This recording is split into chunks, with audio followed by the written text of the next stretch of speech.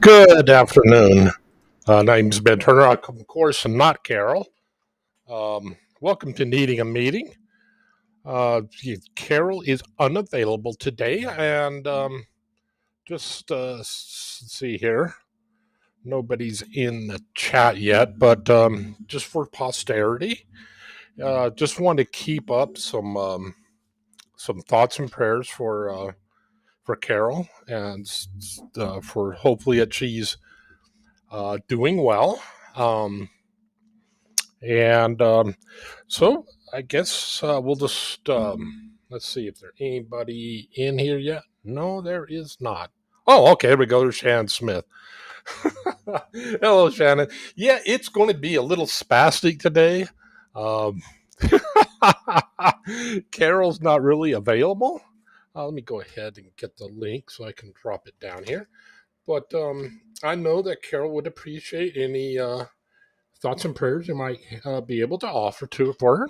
So let me see. Oh, after I was grabbing the. There we go.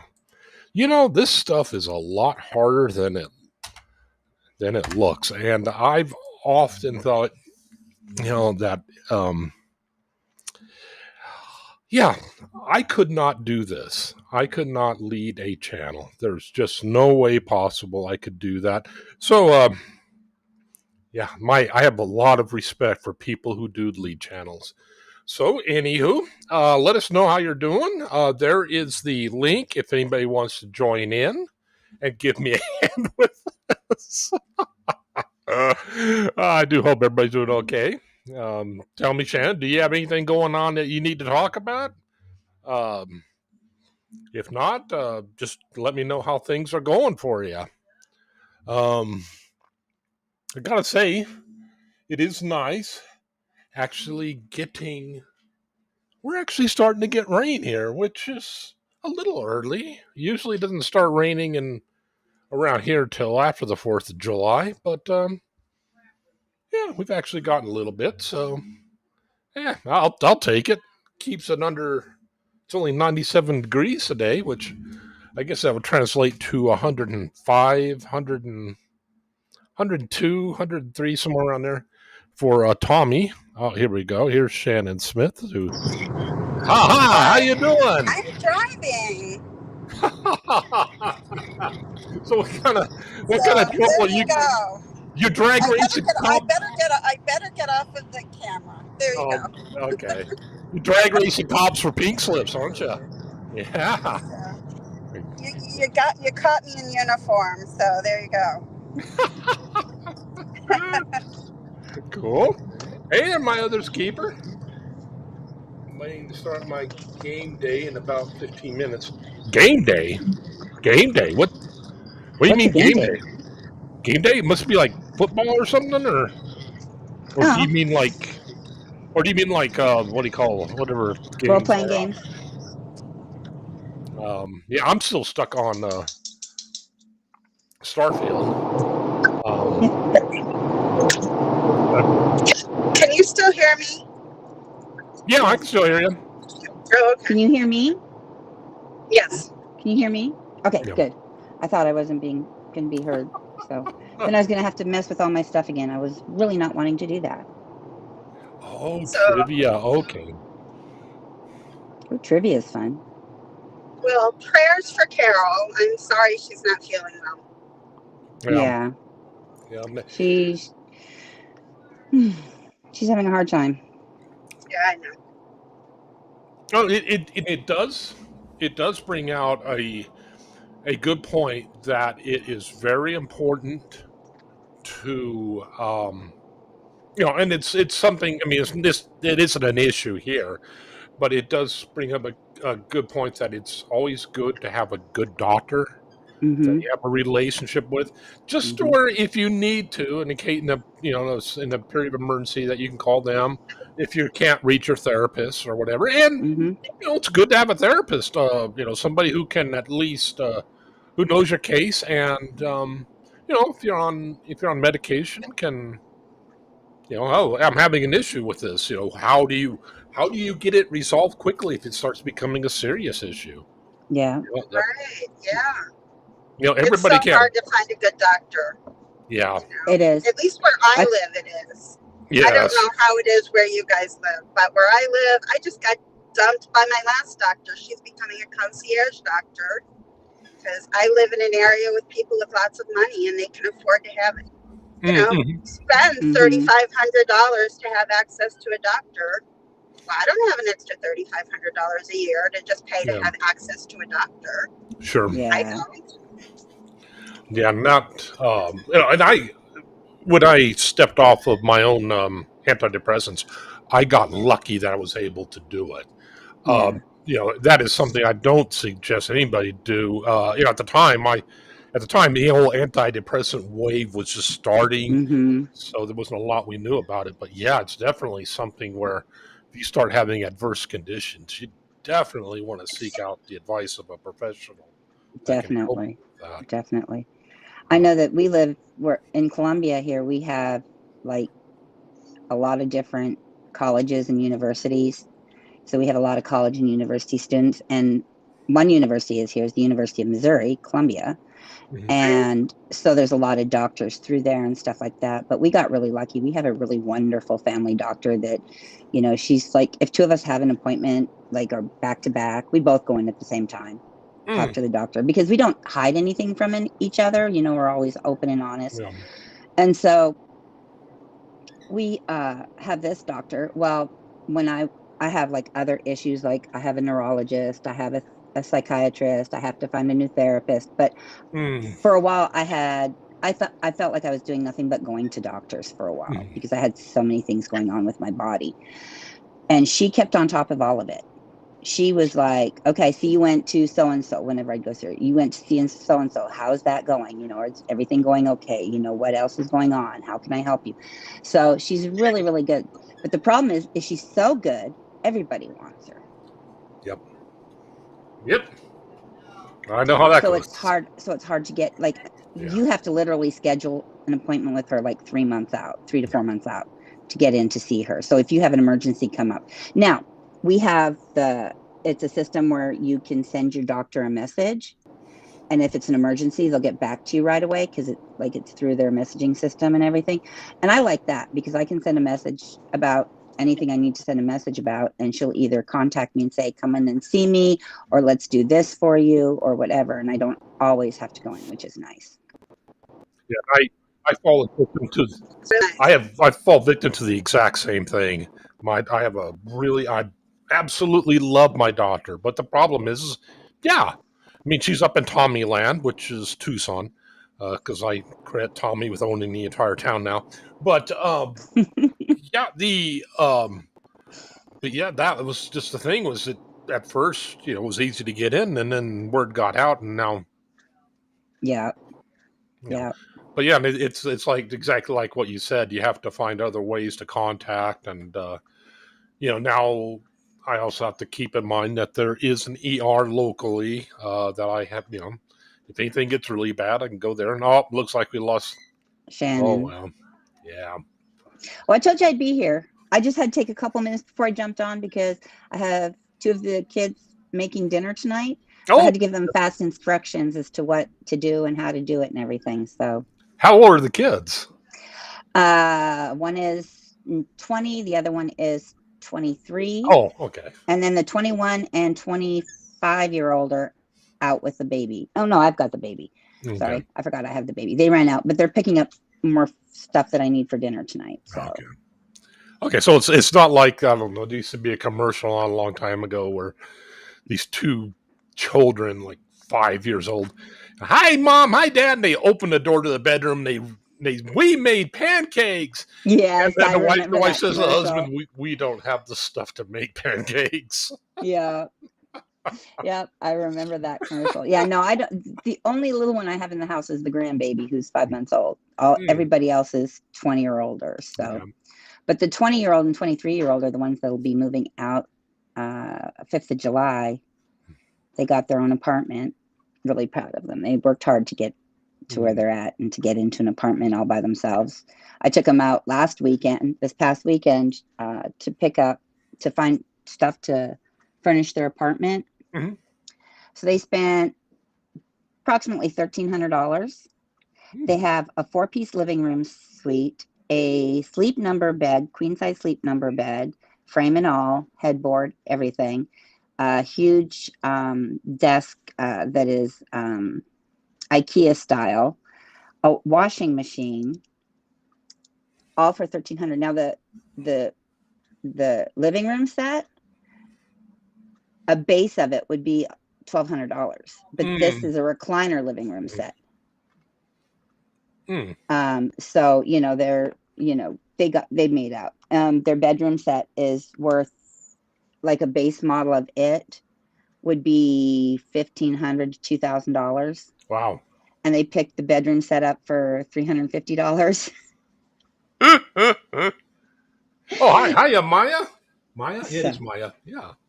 Hi, Maya. Alice and Art Supply one. Oh, Hoarderland. Yeah. Maya is the one that's helping me with my children's book. She's the one that's doing the illustrations. Oh, okay. So, yeah, so she and I talk quite often. But yeah, so the kids made out like little bandits. Mm-hmm. Like they're pretty much, there's a few little things that they need to add for their home and stuff, but otherwise they have pretty much everything they could need for their new home. I'm kind of wondering, this is just completely random. This is my squirrels at work here. The ADHD completely out of left field. Good. I'm wondering, how long is it when you get up in the morning before you touch a cell phone? I will grab it and carry it out to the living room with me, but I won't usually look at it for at least half hour to an hour. That's interesting. Because I have found that when I look at it sooner than that, my days aren't quite as good. Yeah.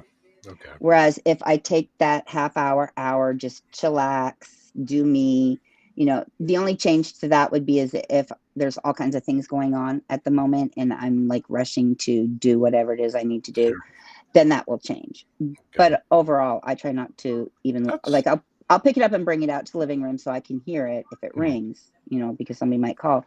But other than that, I try not to look or touch my cell phone at first in the morning. That's really good. Okay, I thought I was the only one. Honestly, I think I probably need to carry mine with me more because I tend to leave it in the what do you want to call this?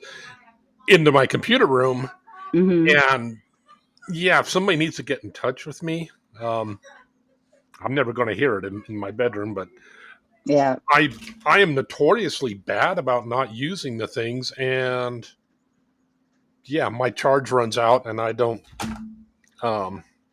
Which is unfortunate because this one I have to carry for work for emergency work order tickets and things like that in case somebody runs into a power line. And this reminds me, I just had to check it real quick. In case they run into a power line and run the power, take the power out for the whole block. Well, I'm nobody that important, but what I do is because I do mapping, I have to keep track of when they turn in tickets saying I'm digging in this area. I'm the person they notify for a company. It says, do you have any electric lines in this area? And I get off lucky where we only have big transmission lines, so they're really easy. We don't have anything that's buried, so I just tell them, you see that big humming transmission line? Yeah, do not lick it. It will melt you. That's pretty, okay, that's pretty easy. I have a good one for you. My husband worked for this insulation company, and they were doing some modifications inside the building that he worked in.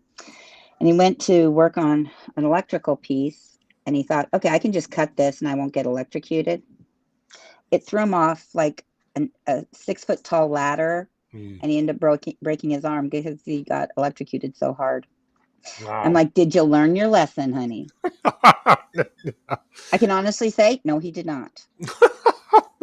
Yeah, that's the one thing on the distribution end. I realize that you can handle stuff like that a little easier. All of our stuff, being huge, it's the kind of thing where Yeah, if you do something wrong, it's usually the end of you type of thing. But I'm so glad I don't have to mess with it. I had no idea how much the EMF, all those things, how much it could affect you. But I was having to Oh yeah. GPS underneath one of our lines just to find the ground elevation. And in so doing, I set up my base station. I had it going. You could touch the poles, you could feel them vibrate. Yeah. It's like, holy, like, yeah, you start feeling like your feelings Yeah. are, it's like, Yeah. man, oh, That's a lot of electricity, isn't it? yeah. And I realize it's one of those things people, people have different resistances. I'm one of those people who gets affected whenever you have solar storms. Mm-hmm. I know a host of people that are like that, and I don't know if you are or not. Mm-hmm. Um, that's a shame. Yeah, I envy people who aren't. Yeah. It would be so nice to be able to not have migraines when you have a CME event going on or Yeah. something. But That or a weather change, even yeah, like weather change, I get such a bad migraine. And unfortunately, my son Jonathan does too, hmm. you know, and his are just as, and your heart goes out to your children, especially when they're 7 years old and they're Hmm. having these migraines and they hurt so bad. And until you can get them to the right doctor, there's nothing you can do for them except give them the recommended medications. And as soon as he was able to see a neurologist, that neurologist changed things up for him real fast. Oh, that's good. Yeah, That's she did. Matter of fact, Jonathan didn't mind going to see her because she used to be our neighbor down the street, and he used to play with her kids all the time out in the front. hmm. So he liked her.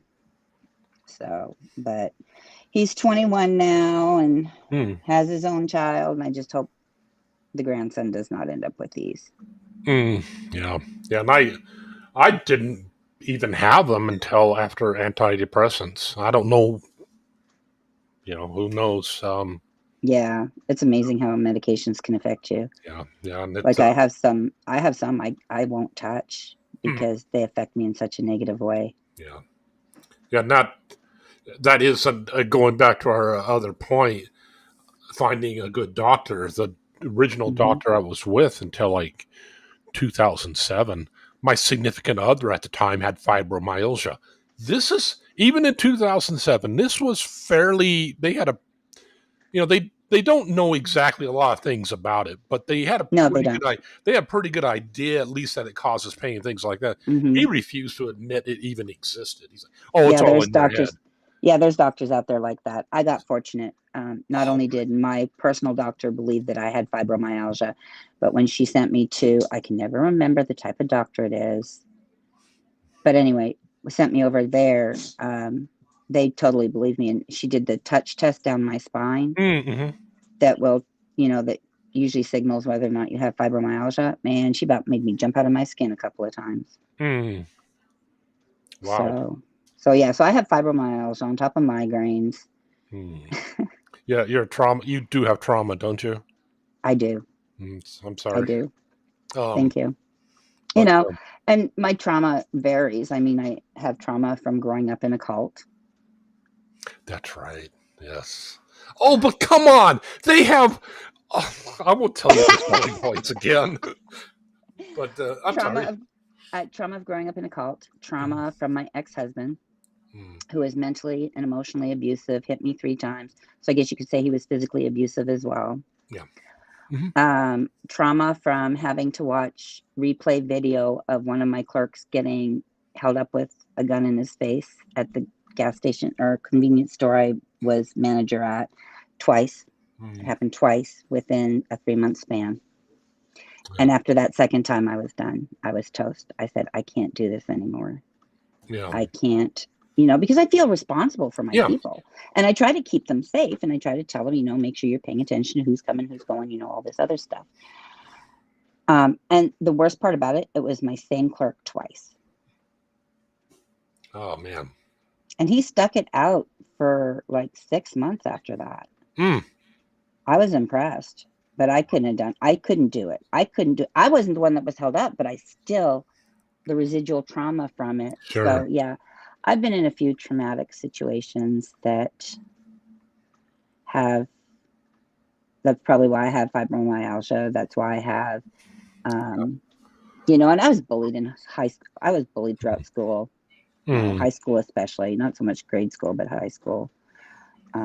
I was picked on, made mm, fun of, you know, that kind of thing. And I just like, but I survived it all. And yeah, here's the thing. I survived it all. yeah, And I'm still Miss Susie Sunshine.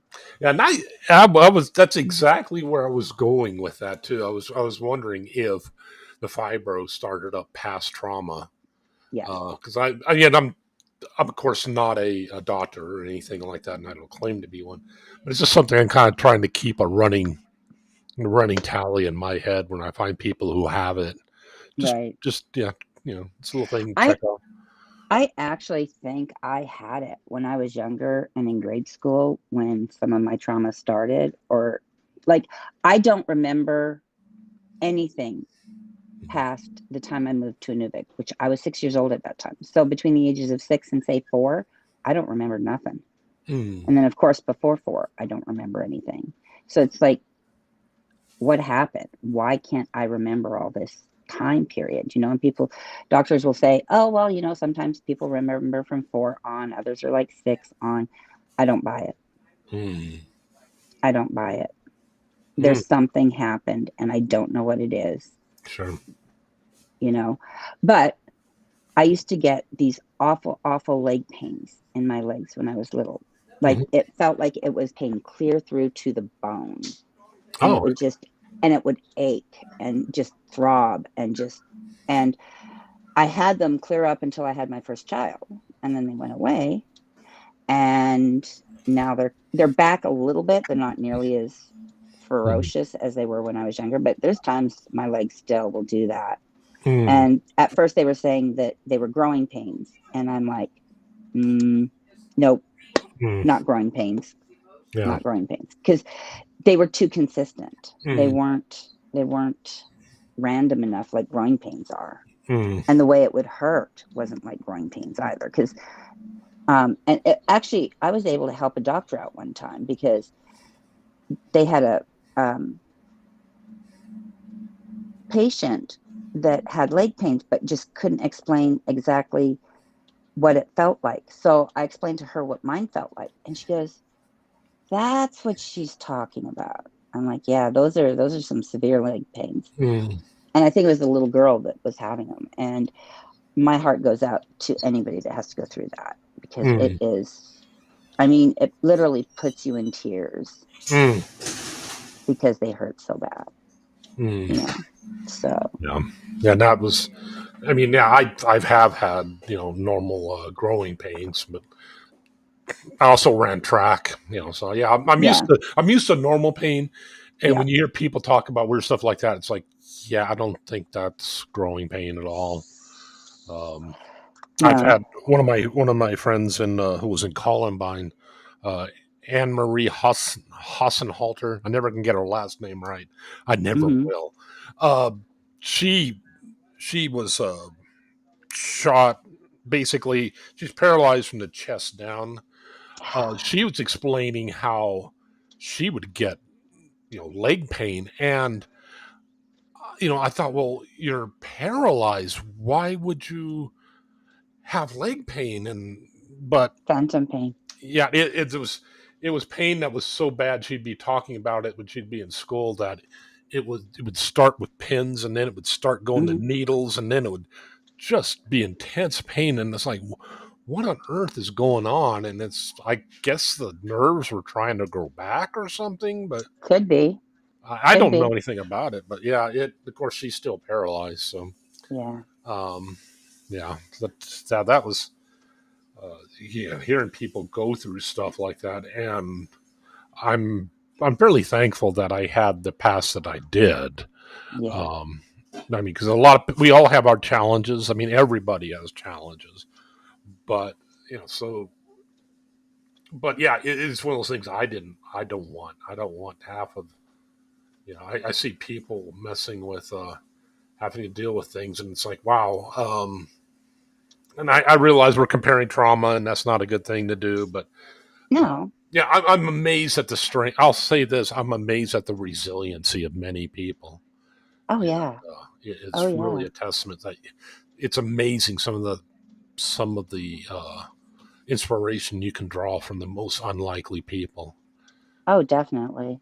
Oh, Yeah. definitely. It's like even some of the people I meet around here are such an inspiration, to Mm, hear their story and how they survived and how they, made their life the way it is and everything. It's an inspiration. mm, And the one thing I learned, because I go to a writers group on the first and third Saturday of the month, mm, and it's called Life Writers. So we write about our life. And I hear the others talking about all these trips that they've been to and places they've been and things like that. And mm, I'm like, boy, I'm kind of boring. I just lived in Inuvik, Northwest Territories, mm, and we lost our leader last year due to cancer. It was really hard to take. And she always told me, Jeanette, you have one of the most wonderful stories to tell mm, because you lived in a place not many people live. mm. So it made me appreciate my own experiences. Yeah. Thus, the children's books that I'm working on, Mm. Sure. to share that, because she always encouraged me to share my story, to share what it was like up there, to share the experiences I had up there. Mm. So, I wrote this one story and everybody loved it and said it should be turned into a book. And I mean, I had to expand it a little bit because it was a little too short to put into a book, but I expanded it and now it's what Wow. it is.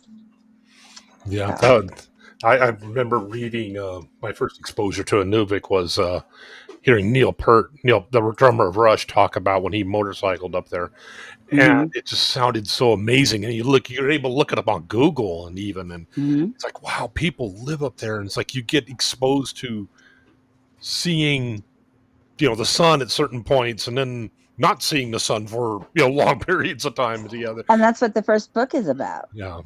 Well, hello, Becca. How you Hi, doing? Becca. Tired, but you were here all by yourselves, and I had to join you. Well, it's so good to see you. How are you both doing? I'm doing okay. Doing okay. I'm making Will and Hope make dinner tonight. And I told him it has to be done by a certain time because I got to take it to Dustin at work because he has to have dinner because he controls his diabetes with diet and exercise only. He actually was able to come off medications and he Yeah. controls it with diet. So I try to make sure he has a good dinner every night when he works. So the rest of the Very time he's on his own. He's a big boy. He can take care of himself. If you're hungry, go eat. You know where the food is. This may be my dinner tonight. It's meatballs, because you can get the pre-cooked ones from Costco, and then you Mm-hmm. can open up a jar of pasta sauce and just Mm-hmm. put pasta sauce over it, and that be food. Like, Mm. add a salad or add some extra veg or something, but Yeah. low carb Low carb. and Ours is fat. kind of high carb because it's potatoes with kielbasa, onions, corn on the cob because it's got to get used up.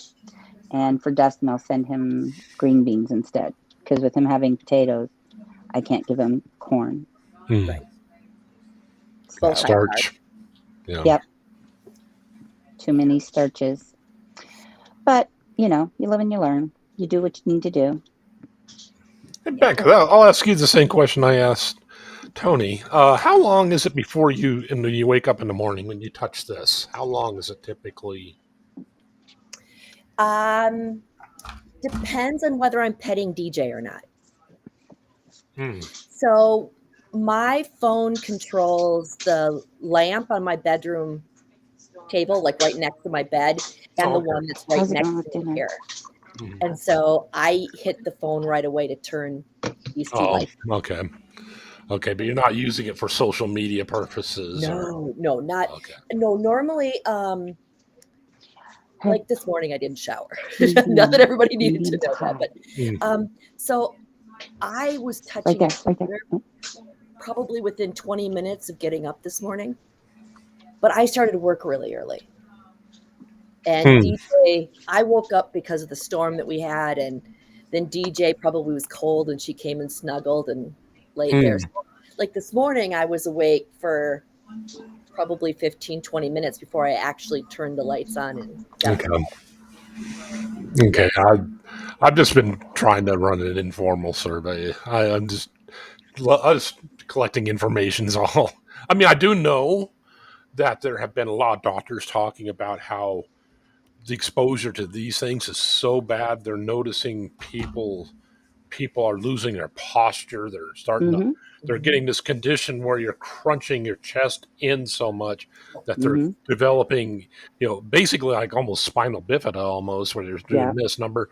They're getting some really bad your back and neck conditions from it. It's like, I'm just amazed, but it might just be because I'm old and crotchety, and it's like stupid things. I don't use them too much, but yeah, I start seeing people. There's a lot of people.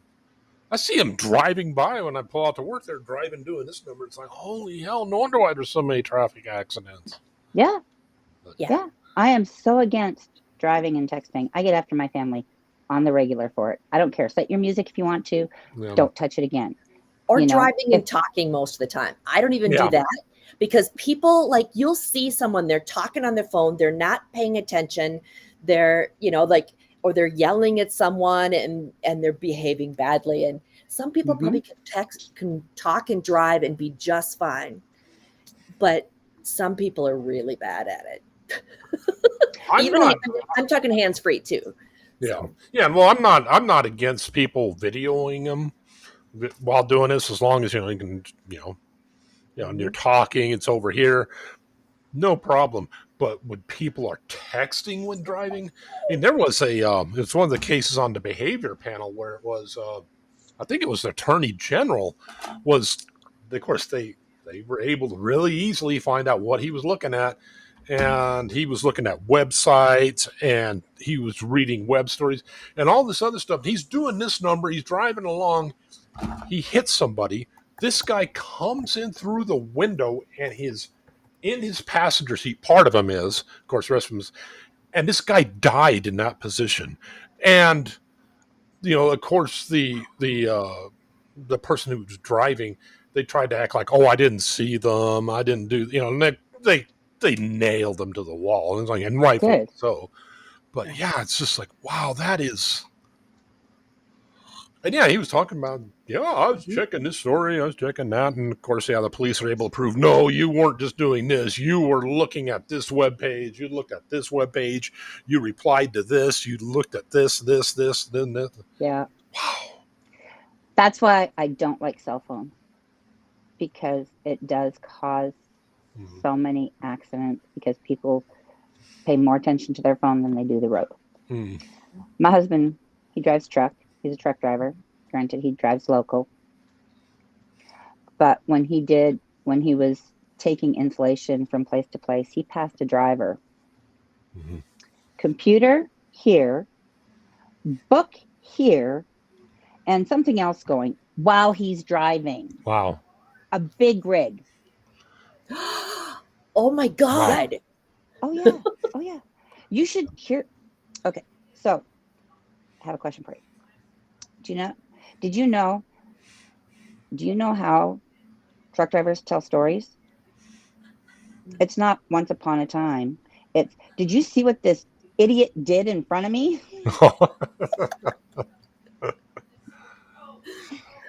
I've heard math is common in truck drivers that drive long shifts. I don't know if that's true or not, but I have been saved from getting a ticket a couple of times by truck drivers. I have nothing along, and they can't go as fast. I know, they kind of like set the cruise control. Thank you, and go. And there was a one time where I think I could have sworn because he waved back at me, so maybe not. I don't know. But he pulled his truck. He didn't need to, but he pulled his truck over into the left lane, which is so right in front of me. So I was, of course, paying attention. So where that he moved over, and then when he moved over, I saw the cop that had been right there, and so I was fine. Yeah. But, yeah. I think I waved at him later. Some of them can be really nice, others not so nice. And usually they're not nice to you when you're being too aggressive with your driving, shall I say. And then I have seen them literally push a vehicle off to the side of the road because they're being idiots. Like, not the truck driver, but the driver of the other vehicle. Wow. I've seen You know, stupid because they stuff don't on the highway, tolerate too. they don't tolerate stupidity like that. It's one of those things. I don't necessarily drive fast all the time. It depends on if I'm on city streets versus if you're on the highway versus, how I'm feeling that day. If I'm not feeling great, I'm not behaving like an idiot. I might be driving like a granny instead. But yeah, some of the stuff that I see, like people are driving over on city streets, they're driving down the middle between the two lanes, like over the line. Or they're kind of weaving around and you'll see people, they're checking their phone. They're looking there, you can see it. Or on the highway, like I hate people in the left lane who aren't passing somebody. Not rush hour. I know. Rush hour is normal. But if you're in the left lane, you should be passing somebody. That's the passing lane, not the fast lane. And that'll drive me a little crazy. But I've seen people get really angry and they whip around. There's maybe their car length and a little bit more in between them and the next cars over. And it's and you're that sounds like my son. It's not that he's angry. He's just that is what he's a 21-year-old. Driving is one place, and I've been trying to work on this. There's one of the teachings in neuroscience is talking about how the way we view other people are broken, other people are different than us, other people are, there's several categories. And what we're supposed to do is get to other people are reasons, meaning there are reasons why other people behave this way. And the classic teaching behind it is, okay, you're driving on the road and some guy in a D-bag, I'll put it that way, a D-bag, cuts you off and flips you the middle finger. He's got the lift up pickup with the rubber testicles hanging off the rear and everything else. Trying to view is okay, this person has obviously something happened in their life to where they feel they have to do this. And I'm trying like crazy, but I don't quite get there. I can't quite make that leap yet of saying, okay, this person's acting this way because of some prior trauma and things like that, and try not to take it personal. I still take it hard. It is very hard. It is I've noticed it a lot though with, and I don't know if they're all Somali, but I've noticed it in certain cultures here in the cities that women are trained kind of like if they're too assertive in their driving, or if they drive like above the speed limit, that it's considered bad. Part of the culture. I mean, they're trained they're taught this. So they're driving potentially slower than even the speed limit. And that's cultural. Because frankly, it drives me insane. Yeah. If I'm in a hurry. Yeah. It would drive me insane too. Yeah. Especially if they're in the left lane. Just get over. Yeah. Don't camp out. And it drives. I'm getting better with truck drivers because you'll get one where one guy's deciding, I can pass this truck, and he's going like maybe half a mile or faster. Yeah. And it's like, all this is so aggravating. And then I try to imagine it from the truck driver's position. It's like, he's got that half mile an hour is not going to make any difference to me. But to him going, however many miles, it will make a difference. It's like how aggravating it must be for him with his truck not going that fast. It's like, okay, I'm getting a little better at that. But yeah, there's a lot of other people like the D-bag we mentioned before, somebody like that. It's like, I just want to give them the one finger peace sign. I could introduce you to my husband, who is a truck driver, who could explain why they do that. Actually, I saw a documentary on it. It takes so long. Slowing down, of course, takes more time. And then for them to get back up to speed, takes so long that actually it's more fuel efficient and ultimately better for them if they are going like, a mile or two faster than the truck that they're passing versus going slower and letting us go. Sometimes you'll see them slow down a little bit, but it's all based on kind of how long it takes them to get back up to speed versus slowing down and they're loaded.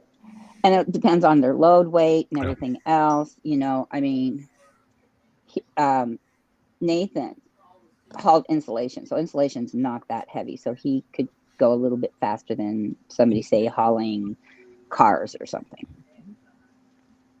And sometimes it's better to have a heavier load than a light load, especially when there's straight line winds that can literally pick your truck up and flip your truck. That happened to my husband. And he had been talking to me on the phone. He was hands-free, and he was talking to me, and I hear, oh, there she goes. And then nothing for an hour. Trauma. I was so scared. I thought I'd lost my husband. Because I never heard from him for an hour, even though he was trying to get in touch with me. But it was such a scary thing for me. And, anybody who ever is in a situation like that, my heart goes out to them 100% because you don't know. Right. It was just like when Jonathan had to lay his bike down and end up going to the hospital. Again, didn't know until I met him at the hospital. Matter of fact, I got to the hospital the same time he did, or just shortly after, because they were just unloading him off the ambulance when I got there. But it's such a scary feeling. Like your heart goes into your throat. You're just like, are they okay? Are they okay? Are they going to be okay? Nathan walked away from this accident with a scratch here and a couple scratches on his lower back. That was it. Wow. He was very fortunate. Do you guys, and maybe you don't, because I guess I don't know how much snow or ice you guys get in the areas of the country in wintertime. Up here, it's common, even on the highways inside the city where it's not as bad as like if you're taking some of the interstates where there's just like no trees, nothing. You'll see jackknife trucks. You'll see trucks with both the trailer and the cab on their side. It's common enough that you see it all the time. And there's a certain portion of me that goes, okay, if it's icy, you don't pull in front of that truck. They can't stop as fast as you. Don't cut the truck off when it's ice. Well, don't cut the truck off in general. No. It's kind of bad because if they can't slow down. But, I don't know. Is that as common in other parts of the country? Do you guys get the ice and sometimes the snow the way we get? I don't know if you get any of that. Oh, yeah, we do. Okay.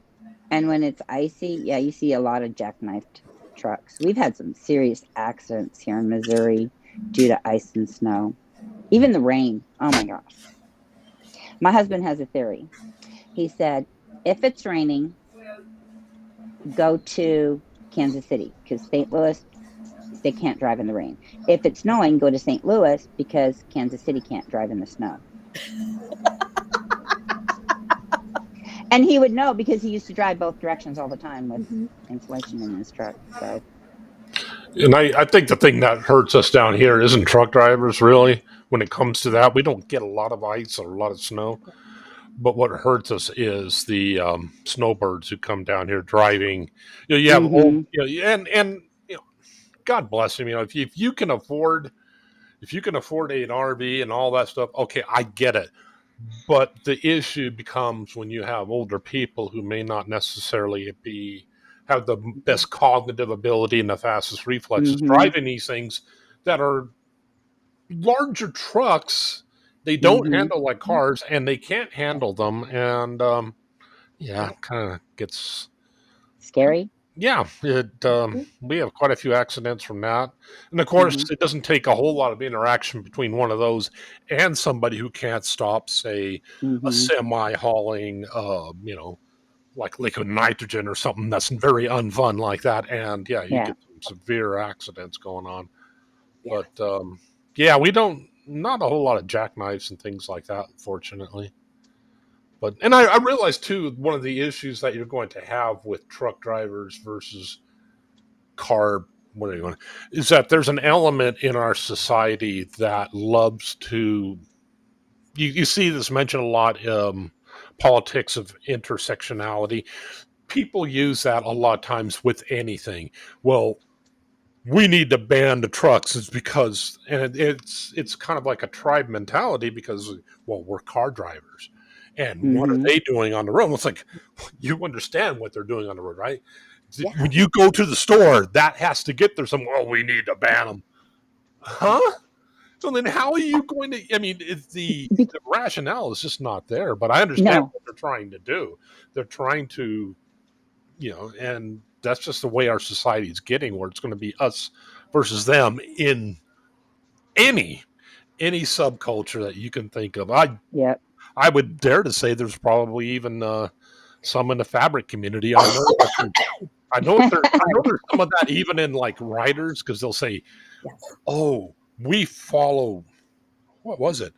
Like the Oxford, you have to do this and that. You have some. No, we do this, and yep. I think there's gatekeepers. And then there's ones like me who go, I don't care what you say, I'm going to do what I want to do anyway. So I pity the fool that can only spell a word one way. So, yeah.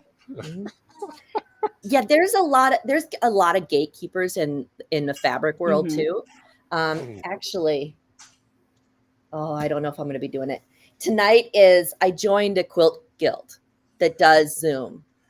Cool. So that I could technically be quilting with other people. I've never gone to one of these, but it's 7 to 10 tonight, I believe. Wow. Yeah. Awesome. But it's a stay up late and quilt thing. I don't know that I'll make it because I was up 5:15. By 5:30, yeah, DJ had me very awake. But yeah, there are people who think you're supposed to only do something one way, or this is the correct way to do it. You got to do it. And anybody else who does it differently isn't doing it right. Yeah, and I could tell I try to keep my own spirit in check at times because I see drummers. I'm used to, I learned to play jazz very light. Of course, then I switched to rock where you're aiming through the head, but then I see you're aiming for the floor, jokingly, but then you see drummers like Dave Grohl would be an example of course, Foo Fighters, that style where it's very, I look at that and it's like, my wrists hurt just looking like, ow, you're going to get arthritis so bad. But then it's like, you know what? They're big boys. They can live with the consequences. It's like, if I knew them personally, I would try that. Okay, let me offer you my advice. Now you can take it and do, but there's no reason to even have this in the drumming world when you have this camp. Oh no, that's wrong and blah, blah, blah. And it's like, who cares you're drumming? Who gives a flip? But you have jazz drummers. Oh my God. Oh, you can't do that. You're blah, blah, blah. And they'll call each other names. It's like, really? Is that really what we've come to? Yeah, I'm trying really hard to leave earlier for things. So I feel if there's somebody who's slow in front of me, I feel less impatient and less like I want to smack them because they don't know how to drive. I've used the phrase drive like you know how a lot. And I wish that we had not got it. I don't know if they got rid of it everywhere in the country, but I know here in the like Wisconsin, Minnesota, they got rid of driver's ed for a while. So your parents were teaching you were going to, because like when I was young, right after your sophomore year, there was driver's ed in the summer. Yep. And then you took your, or actually and you had your permit. So you were studying. There was, I think it was both, or maybe it was after, I think it was sophomore year was your permit. And maybe after junior year was the driving. I can't remember, but it was 2 summers, whichever one I was 15 at. When you were 15 and then when you turned 16, it was after. But we had an instructor who taught all of us the same thing. And apparently that's not as common. So there's a whole generation or two of people that didn't get that kind of consistent training that we had. Because, some people. Wow. Where I lived, we didn't have driver's ed. Where no driver's ed? Nope, no driver's ed. I was in Yukon at that time. So my dad taught my brother and I to drive. Actually, my brother learned to drive before he was even like 13, because we'd spend summers at our grandparents down on the ranch. And my grandpa would like tell my brother, hey, I need you to drive the truck and go do this out on the field or something. So my brother would jump in the truck and drive off and do what grandpa told him to do. So, he was quite proficient at driving by the time it was time for him to drive. So we had farm kids that had some sort of an exception that could do that. So they could drive at 12 or 13. Where I lived, where I grew up, it's a little bit more developed than it was back then, but there was maybe 600 people in the town. Right. Farm. So. Hiya, Cosmic. I don't know why I typed it instead of just saying it. Hi, Cosmic. How's it going? So, Becca, how you doing today, though? I mean, how I feel kind of like I've struggled this week a lot. It's the long COVID symptoms have been really bad. So, generally the worst ones, it's headaches, body ache. I'll have fatigue. I'll have the brain fog, and there's a few other things that kind of crop up. There's dizziness, etc. That you can get. Sometimes it's just the fatigue and like the brain fog that I experience, and the rest isn't too bad. And I'm used to having a low grade headache all the time or most of the time, but this week it's been really bad, and the fatigue's been overly bad, and then brain not braining very well kind of thing. It's just been kind of a rough week. Yeah. And I don't know if it's also, like I'm processing a lot emotionally, and if some of that is kind of pulling down. How much do I process while I'm sleeping? Yeah. So it wasn't the greatest week. The good thing is I figured out. So apparently my brain's not all bad. I figured out why we were having an issue. They upgraded software this week, and I figured out why the software wasn't doing. We were having a problem, why it was doing what it was doing. And right before I left. So I felt, okay, at least I can troubleshoot a little bit. I haven't really lost my brain and my ability to reason. I do kind of hear you, though. And that was one of the things I realized when I was talking to Carol, is there is an occasional time where it's really odd. I'll get super depressed.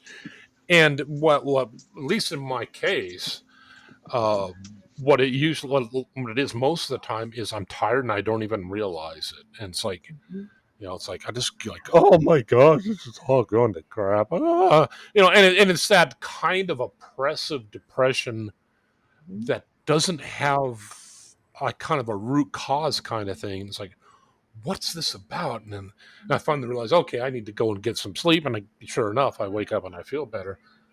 But I have that too. You're not alone. I have that too. And I notice a lot of times that toward the end of the day, or it's after work when I'm the most fatigued, that I'm more likely to have one of those the deeper depressive moments. And so that's what I try to distract myself, because I know that there's potentially not a lot I can do about it that night. So it's just kind of, okay, I got to distract myself until I'm so tired I can go to sleep. And tomorrow's a new day. But yeah, you're not alone. Sometimes it carries over to the next day too. But yeah, it's when it's tired. You're normal. There was Cosmic for a second with ears, and then she disappeared. I know. I think she's running off in the field or something. That looks. Oh, there she is again. Okay. Love her ears. Love it, Cosmic. So cute. Hello. How are you? Oh, does she not have a mic? Good. Oh, okay. There we go. Can you hear me now? Hang on. Yeah. Yeah, Can you there's a hear little me bit of a now? delay. Yes. Yes, I've my internet's a bit dicey. Yeah, no, I'm good. I've got a story to tell you, but keep going, Rebecca. No, we were just. That's the part where when people start to feel a little bit more depressed later in the day, I kind of usually kind of encourage, depending on how bad it is, like distraction. Just Mhm. because it seems to be really bad for a lot of us at the end of the day when we're tired, Mhm. and then the Mhm. next day's a new day, and you can get past it. Yeah, Not everybody, of course, but sure. yeah. So that was all. So, what's your story, Cosmic? I'm excited to hear it. Yeah. Okay, so I told you because now I can talk about it properly because I'm not there. I won't share any personal information or anything like that, obviously. But I am absolutely disgusted about how the mental health system is run at the moment because, this is the first time I've been in and actually thought, like, I was every other time I've been in, I've been so self-involved and so selfish that I didn't pay attention to anybody else that was in there or what might have been their problems or what was happening to them or how they were being treated. This time, I was, and peer support has helped with that because it's helped me understand other people because I've got a bit of a problem with that as far as my neurodivergencies. But this time, instead of going in and being like, this is all about me, I'm really sad, blah, blah, blah, I went in and I'm like, yeah, sure, I'm in here for a reason, but I'm going to pay attention to other people because I don't want to think about my stuff. And, but they're treated inhumanely, like they're mocked. We were mocked, and these people, it's like, it's, it's disheartening. Like I said it a little bit yesterday, but it's disheartening, Yeah. like, we're people too, just because we got like, Mhm. Yeah, yeah, just because we're having an emotional distress problem doesn't mean we have an intelligence problem. Doesn't mean we don't deserve to Right. be spoken to with respect and yeah. kindness and treated with empathy. And I read the entire Mental Health Act the other night. Um, Mental Health Act 1996, and the thing that was relevant to me and my rights and me needing to, is Chapter 9, 257. Because I wrote it up on the board to let them know that I know that we have rights, and I know the Mental Health Act now. So, Mhm. but it's actually given me a bit of purpose in life now. Like instead of being all like, I've got no goal, I've got nothing to do. Well, now I want to be a mental health advocate specialising with people with disabilities, and also a peer support specialist like Tara. Good for you. Because That I is can do Good that. for you, Yeah. Cosmic. Good for you. Yeah. And I think you were meant to go there so you could see what was happening. And please don't think you were being selfish the other times you've been in there because at those times you needed to concentrate on you. You weren't ready to concentrate on other people. This time, because you didn't really want to think about yourself, but you knew you needed the help, you were able to say, okay, what am I seeing here? What's going on around me? What's happening to the others like me? And so it opened your eyes to this whole picture of our mental health system stinks. We need to do something about it. So I'm going to become an advocate for it and I'm going to be a peer support, which is going to help you in the long run. Because I always find when you help other people, what you go through isn't as intense because you're more Well, it kind concerned of puts about things them into than perspective. yeah, that's what it does. So, Mm. I mean, I'm so glad that you have found a meaningful thing to do in your life that really Yeah. um, kicks in. Yeah, and Well, I have to. I'm really happy for you because that really gives you something that you can grab a hold of because you're dealing with what you're dealing with. Yeah, we Yes. know that, Mm. but it gives you something that you can. I'm going through this. I'm doing this, and It's giving me a way to look at this problem that we're having. I can do this. I can. It's like that is so great getting an That is. application out of it. That's Um, it. I'm Yeah. Well, I'm impressed with you.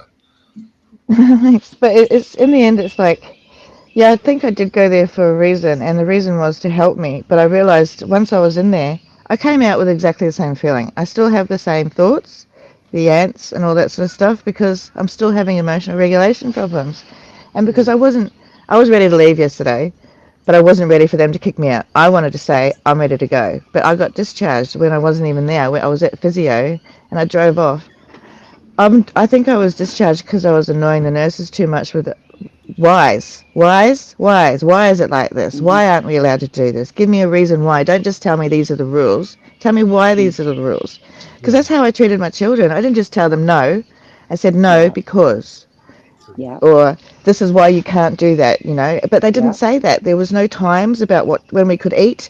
There was no, you know, they keep us in this state of confusion. And it's like a cruel, unusual punishment for people who are in there who don't have a Mm-hmm. choice. Whereas I had a choice. Yeah. I was there by choice. So I'm walking around going, I'm here by, you know, if they treated me like I told off the psychiatrist because I went in there and I'm emotional and like I get told to act like it's my worst day. And every day at the moment it's my worst day. Well, not really. I'm being dramatic, but just how it feels. But it's like I went in there and I'm just like, I feel this way because of blah blah blah. And then, well, actually, she said to me that because I find out next week about how bad my emphysema is. I do the breathing test on Tuesday, and then I have an appointment the next week for the results of that. But it's like until that happens, I'm in a constant state of, well, I'm going to die tomorrow. You know, it's the worst. It's the worst it is, because if I keep thinking it's the worst, then and I find out that it's not as bad, it's going to be a relief. But if I keep thinking that it's not bad, then I found out it's really bad. I don't know how I'll handle that. Anyway, she's like, oh, my mother lived in India for 25 years with emphysema. I'm like, okay, you just disregarded everything I just said. Mm.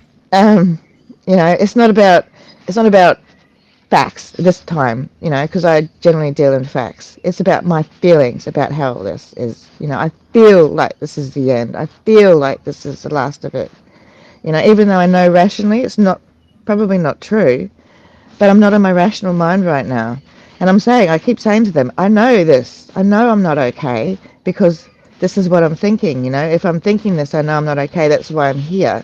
I need your help to get me down to back to, you know, I'm up here with my, you know, my Yeah. catastrophic thinking. And actually, it's probably Mm-hmm. back Oh yeah. here. So, but I think me being this way and me understanding, being self-aware, uh, I didn't like it very much because I was telling them that they should be treating me better. Don't talk to me like that. Don't talk to me in that aggressive tone because I'm talking to you. Like, people who are stressed, they talk in a pressed manner. So Yeah. it sounds like we're being aggressive or not aggressive, just much, but it's just like it's pressed. I can't think of any other way. That's the way it's talked, and that's the way I can describe it. It feels pressured, and when we say this, and I'm saying I'm really sorry, I'm acting like this. I'm sorry, I'm aware that this is not okay behavior, but I can't help it. And then she got really upset at me, and she got aggressive. Like her tone was aggressive back at like she got aggressive towards me, like. And then and I said, can you please not talk? Why are you so aggressive? Can you please stop talking to me in that tone? And she's like, I'm not being aggressive. And I'm like, you are being aggressive. And I said, you know, I'm telling you how you're being towards me, whether or not that's your intention or not, that's how it feels. Mm. Yeah, and I could see that I'd ruffled her feathers. She was upset. And then a little bit later, I said, I'm really sorry for upsetting you. And she actually said that she wasn't upset. And I said, I can see you are. So, Mm. psychiatrists are human too, you know. Yeah. Yeah. They're allowed to have emotions. So that's, you know, for her to deny them in front of me. I got gaslit so many times there. Honestly, going there made me feel crazier. Like Mm. actually feel crazy because they were saying that this one dude said that he didn't, like there's a sensory room. Great, let me into the sensory room. He said the cupboards were unlocked. He said I could turn the TV on. I got into the sensory room. I get locked in there, but I've got a card so I can get in and out. And then I'm just there going, Okay, what do I do? Because I'm sitting in this like blue light room, went through all the cupboards, couldn't get open all the cupboards, couldn't turn the TV on. Fair enough, you know, they don't want us crazies to have access to all the good stuff. Um, I understand why they do that because I get it, fine. But he said everything was unlocked. And then I went out Yeah. there and I had a bit of a discussion with him later about changing some rules that I wasn't allowed to go downstairs, but I didn't know because they've got no times. There's no times. There's nothing, no information. You have to keep going up and asking. And this guy actually said, we don't tell you so that you come to us and ask us for help. We're here to help you. I'm like, what? What do you mean? So I have to come and ask you every time I need to know something about what time dinner is or what time afternoon tea is and all that sort of stuff? And he's like, yeah, that's why we're here. I'm like, no. That's not how it works. You're not here to take away our independence. You're not here to make us all dependent on you. And and and then later on, someone with a higher authority came on, and yeah, and I said, you're actually gaslighting me right now because like I turned from not being allowed to go downstairs to this is what you said to me in the sensory room. So don't come at me and tell me that you're. And he goes, I didn't say that. I said I can come and unlock them for you. He did not. He said they were already unlocked. And like, and then later, and I'm like, we got through that fine. He went home, and I said, bye, have a good night when he left, because kill him with kindness. And then the next day he came back, and I acted like it didn't happen because it was yesterday. So I left it yesterday, and then acted blah blah blah blah blah. And then I came time to my night meds, and he said that I couldn't have the combination that I'd had the night before, and I'm like, oh. Why is that? He's like, oh, because it'll knock you out. And I was like, oh, is that why you gave it to me last night? And he goes, oh, you remember that, do you? I'm like, of course I do. And because he must have thought that I had forgotten, and because I didn't act like it, I left it. And I'm like, of course I remember. I'm not drugged to heck. I didn't quite say it that way. I said the other word, and I remember everything. I'm very aware of what's my surroundings right now. And I didn't see him again the rest of the time I was there, but the rest of that night, his attitude changed. But not only, okay, regardless of how I was treated, they spoke about other people's diagnoses with me during my session. Oh my The God. girl who punched me, right? That's unprofessional. No. I mean, I don't know what your rules are for you, but that's it's a violation of HIPAA to share with anyone. Yeah, it's a violation of our privacy laws because I'm sitting there because I'll call her Hi Girl because I won't mention her name, but she was going around and saying hello to everyone all the time. And at first it was really, really annoying, but then I got used to it, and now I kind of miss it. But yeah, she's the one that punched me in the nose. She didn't like me, but that's But I didn't treat her as if she had done something wrong. I left it the next day. Like the next day, it was like nothing happened. And she came on and apologized, and she said that she wanted to hug me. I was wearing this. Maybe she liked my ears. Who knows? But like the way she didn't even. It was like getting booped on the snoot by a cat. Boop. It was so gentle, so soft, and I was ready for it. But I also said it wasn't okay. And then she apologized the next day, said sorry that she did want to hug me. And I said, do you want to hug me now? And she's like, no. I'm like, cool, because I didn't really want to hug her either. I'm not huggy. But the way she was treated too, she was mocked. They'd mock her. But I know what's wrong. Do they mock people in front of them? Or Yes. just to other patients? That's No, in so front. unprofessional. Oh yeah, and I know and I know what's, and I said, and because the doctors asked me if I was alright, and I says, yeah, she's fine. It's fine. I understand that she's very unwell. She's very unwell. And then they told me what her diagnosis was, and I'm like, I'm sitting there going, are they talking about me too? Like, what are they saying about me? I know, and I'm one person. They're talking about everybody.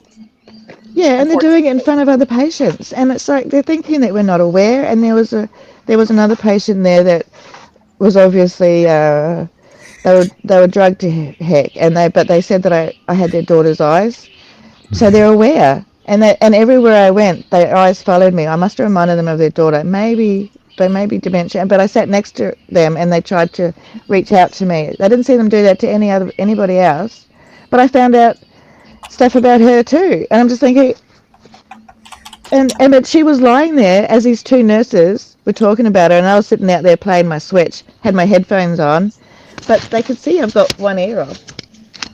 So, and they're just talking about all these things. I'm just thinking, this is so unprofessional. You know, just because she can't say that she understands you doesn't mean she can't. Yeah. You know, and if she thinks I look like her daughter, she must have something in there somewhere to know that I'm not her daughter. You know, so it's just I'm so mad. It's given, and it's like, and I'm not mad about what's happened to me now. I'm full of rage for the system, because if it's this bad now and I'm aware, how bad was it before when I wasn't?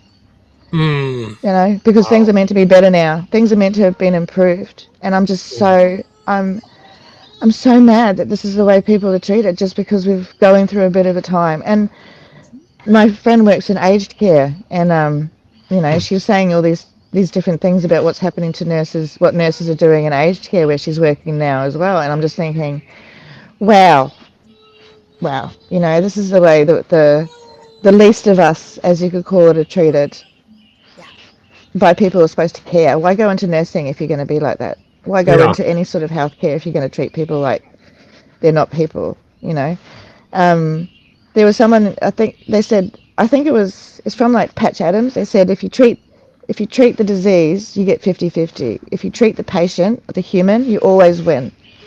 You know? So, because I've been listening to a lot of Adam, Alex, some Alan Watts or something like that, on YouTube, because it's positivity and uplifting and all that sort of stuff. And a lot of it's words from like Robin Williams, and the guy from Soundgarden and Nine Inch Nails, and it's these famous people who are they've got everything in the world, but they still suffer, you know. And it just shows that you can have everything, but it's still not going to be enough. So, and that really put life into perspective, and I'm really appreciate it.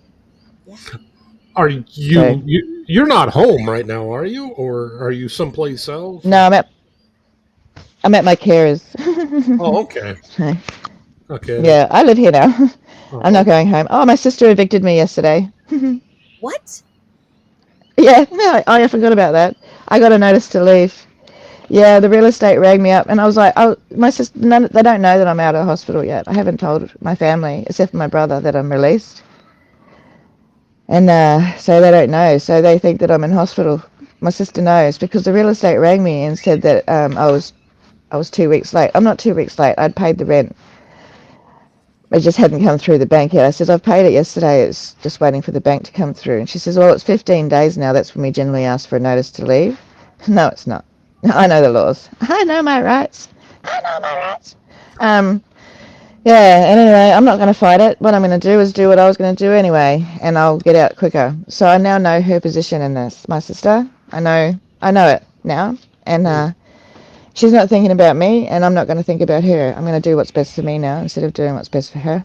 And I'm sorry, I'm sorry, sis, if you're out there watching. Did it to yourself, and so did I. You know, we should never have rented. I should never have rented through it, but yeah. Because my sister found my after we had this discussion, and she found my thing on Kim's channel. My family's never meant to see anything that I do, but if it's out there on YouTube, it's always going to be a bit of a risk.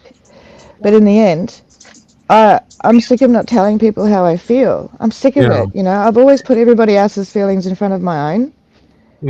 Like, I don't want anybody else to feel sad, but I'll be like, you know, I'm sad enough. I'll take on the sadness because I'm used to it. No, not anymore. I'm going to stop. I've put everybody else above me.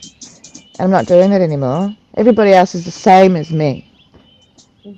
So nobody's above me, nobody's below me. We're all equal.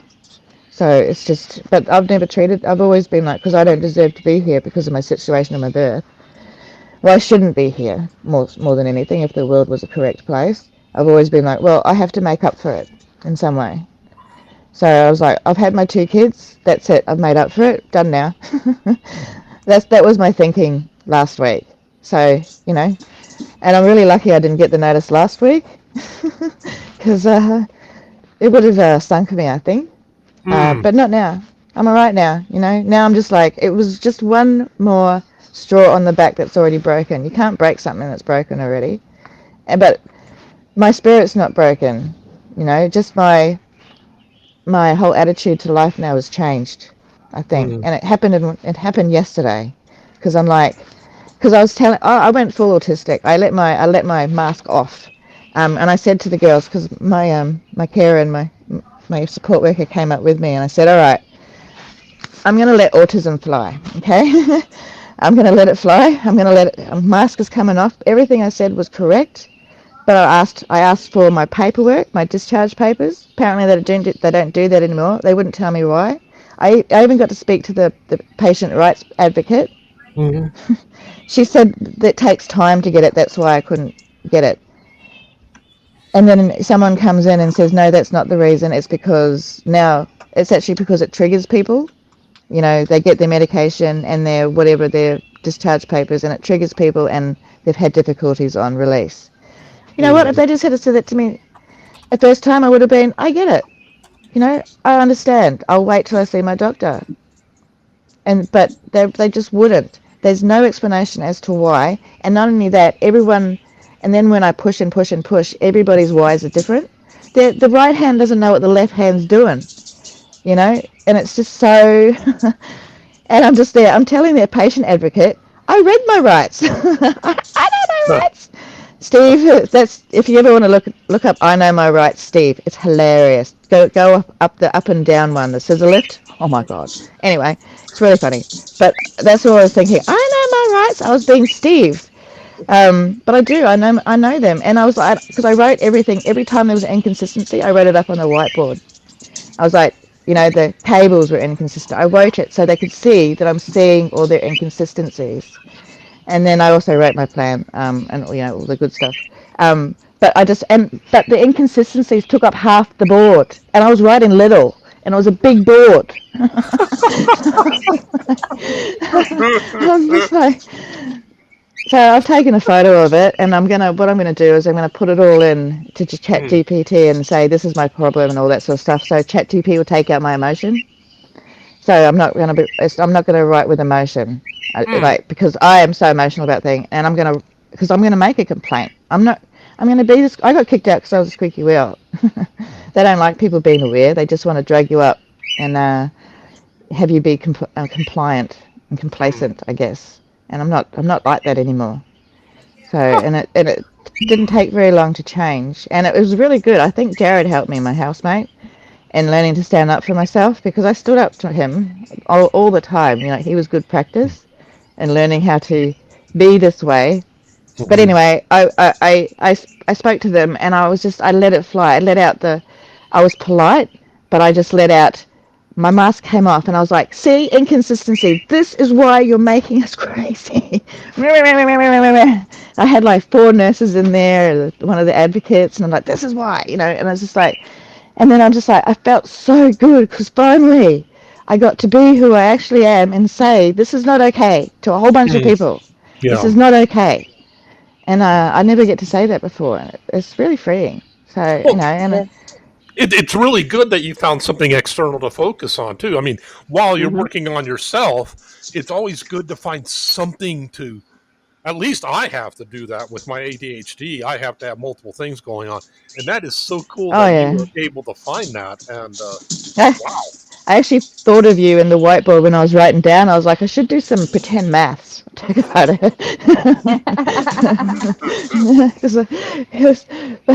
But yeah, no, it's like I still have the same intrusive thoughts because Check that's yourself. PTSD and my emotional dysregulation. Yeah, I've got emotional dysregulation and all that sort of stuff, but I know what they are, you know. And also this whole new this new treatment modality, the ACT. It's a Okay. acceptance commitment therapy. Hmm. So it's very much like Buddhism, you know, you Okay. accept and you commit sort of thing, but it's like, but it's based on your morals. So, you know, it's like your morals and your values. So if I'm not, when I'm in my high emotional state, if I'm not reacting to someone within my morals and values, then I'm out of my, you know, I'm out of it. I'm out of order, and Mm. I've got to recognize that within myself. So, you know, when, like, say the way I treated the girl who smacked me in the who boot me in the nose, I treated her with I treated her with my morals and values, as in she's really sick, she's really sad, so my reaction to her is going to be like that. But there Mm. was a particular nurse who accused me of having weed on the ward. I did not. And then she retaliated when I said I didn't, and she could smell my jumper. I was like, I don't. You're wrong. I don't. Check everything. She's like, I can smell it. And I was like, my room's already been checked, but check it again. But it was my jumper because I'm medicinal, you know. Yep. And then she's like, I'm gonna do a ward check. I'm like, what? You're gonna make everybody suffer because you're wrong? And anyway, I ran away because I'm like, I'm not. I went to my carers for the day because I'm not gonna sit there and have the whole ward upset at me. She didn't end up doing a ward check. She just said it. And so I wrote that down on the board. So Why would you? nurse was retaliatory. Why would you? She, I don't get this. Why would you do that to somebody who? That, I don't know. whoa, man, I know, right? that's not cool. That is not It's cool. yeah. It's like it's crazy. And it was funny because I was telling somebody. Oh, I was telling a particular social worker Mhm. about some of the stuff. She's like, "Oh my God, that's crazy!" And then she checked herself because I was in the crazy house. She's like, I just say crazy when I mean things are like wild. I'm like, it's all right. I'm not triggered. It is crazy. It's because but it's like I honestly think these people go in. It's a power trip. It feels like a power trip Yeah. for some of them. The majority of people there were lovely nurses. I'm grateful, you know, especially considering they had to put up with my asking questions for Mm. like 14 or 15 hours a day. Um, but yeah, I'm grateful for it. But also, I recognize that there's harm being done. So, you know, they're not helping. And that's what I said to them. I walked out and I says, nothing about me has changed. You've not helped me at all. You know, I'm still feeling the same way as what I did when I came in here. I'm still, see this behavior I'm doing right now as I was flapping off. This is my emotional dysregulation. You didn't do anything. And I was like, I walked out with my bag. I'm like, I'm leaving now. I'm ready to go. Went out, stood there by the front door. I'm just like prim proper. And I was like, thank you for your kindness. Bye. Dismissed, basically. Mm. Because that's how I felt. You are dismissed. But I also apologized. I said, I know it's not you. I'm not angry at any of you. It's the system. It's this. And I think they understood. Majority of them understood. You know, it's not them I'm mad at. It's the system. Yeah. You know, you can't get mad at the person who has to do it that way because of the way that it's meant to be. But then even then, they're not doing it right.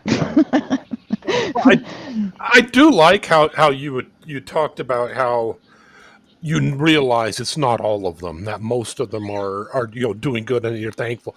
That is that I like that because a lot of times when we get put in a situation like that, we tend to be very universal. Oh, they all suck. They are all, So yeah, that's really big of you to. I'm glad that, especially this far. I mean, because you're not that far out, really. I mean, you're only a day out from when this Yeah. happened. So yeah, that's pretty cool. That you got that going. Did you already get your stuff from your last place, or do you still need to pick it up, your computer and all that? Yeah, it's Um, got to go into storage. okay. Yeah, so it's all got to go into storage and stuff because I can't bring it all here. And there's no room. I'm basically going to be in a tent out here for a bit until we can find somewhere. Um, it's fine, you know. It's better than, you know, because I've always had this thing where I'd never go back. I've always, every time, go backwards. So every time I've moved to a new house, it's always been better. Or situations, it's always been an advancement rather than going back. But this time I think I need to step back a little and just, it's not like it's going backwards being here. I have all my friends and everything. It's just, it feels like I'm going backwards a little bit in life. But it's like, sometimes I think you have to start over and restart. But I don't know how many times I have to start over. Like, how many times? But I think hopefully this is my last, because my attitude this time is completely different to how it's been before. Because every time I've come out, every other time I've been a little bit spiritual. Mm-hmm. I've been a little bit woo-woo, because there's been so many things that coincidentally have happened that if I was back in my little spiritual woo-woo days, I would have thought of as signs. And when I start seeing things as signs myself personally, that's when I start thinking, oh, maybe I'm a little bit psychotic. Myself. Not that other people aren't allowed to do that, but myself, for myself. But there were so many things that I saw as signs. I'm like, I think I'm doing really well, because I know that's a coincidence. It just happens to be happening today, and I think it's like a version of confirmation bias when you see the signs Sure. of things. So, but yeah, it's just, life's pretty crazy, but it could be worse. It could. So, And yeah, I have that's to all. agree That's with what you. I'm Life going is with. very crazy. You should come live with me for a Yes. little while. You'll get someone going, why is this? Why? But you're probably used to that with having kids around. Yeah. Well, Yeah. they're all 20 and plus. They're all older now, but Mm. still, it's Well, still my wait. household is crazy. Lots Soon, going baby on. will be able to speak soon. Shh. He already looks like a 10-month-old and is only 5 months old. Yeah. Yeah. No, but I'm not. I'm okay. So Good. I'm sorry if I worried anybody, but I'm fine. Well, and are you going to be okay for getting stuff out of your place or getting Yeah. things you need and Yeah. It's all gonna be good. Things always tend to work out in the end. And I'm an exceptionally organized person when it comes down to crises. So I'm a big planner. I've already bought my triple ledger. I went to Officeworks and I was getting all the pens, and I've got a triple ledger, and that really excites me because I really love doing budgeting and financial stuff. So I've got plans. Good for So you. do it? Good for yeah, you. Yeah. so We're yes. So excited to see where this journey is going to take you. It's thank funny you. I'm how excited to take you with me. looking forward to Look it. forward to it. It's funny how our lives, we think it goes one direction, and then before we know it, we're going a different direction, and then something throws another wrench into it and we're going a third direction. But it Yeah, all zigzags. seems, yeah, it zigzags, but it always takes us the way that we need to be going to help us in our own journey, basically. I mean, like, I thought I might be doing something different soon. And then I realized, no, actually, I'm going to stick with what I'm doing, but I need to add maybe a little bit of this and a little bit of that. I actually thought about going back to work, but Dustin worries about me going back to work for the basic fact that I do have migraines. I do have my pseudo seizures. I do have my anxiety attacks. And the migraines are the biggest thing he worries about because of the fact that my migraines can be so debilitating. And if I get one and I'm down, you know, I still have to go to work. Mm. But I can always volunteer to help do things. I can find places to volunteer at and do. And if I don't feel good, I don't have to go in, kind of thing. And Yeah. so I keep thinking about the animal shelter here in town. I would like to be able to take more animals in, but I think I'd be in really big trouble if I took any more animals in. So maybe going to the animal shelter and helping at the animal shelter would be the way to go, you know? Um, and That's an I just, excellent idea. yeah, You think of all the, I mean, it's just like people. There's animals need to be loved and have someone, hang out with them for a little while. yeah. Or if you wanted to hang out with babies, you could, potentially go to the baby ward and hold babies for a while. Or yeah, I'm good. I'm good. Got a baby to Yeah, hold. I'm good. Actually, my daughter called me today. My youngest daughter, Tamara, she called today, and her son is neurodivergent, and um, she's having a really big problem with him. He's 4, 5. Hold on. He'll be 5 in December. Mm. He'll be 5 in December. And he goes and steals stuff off the teacher's desks and runs away, making them chase him and stuff. He's hitting other students with toys and things like that. He tries to run away from the daycare center that he goes to between times of I'm laughing school. because it sounds just like my daughter.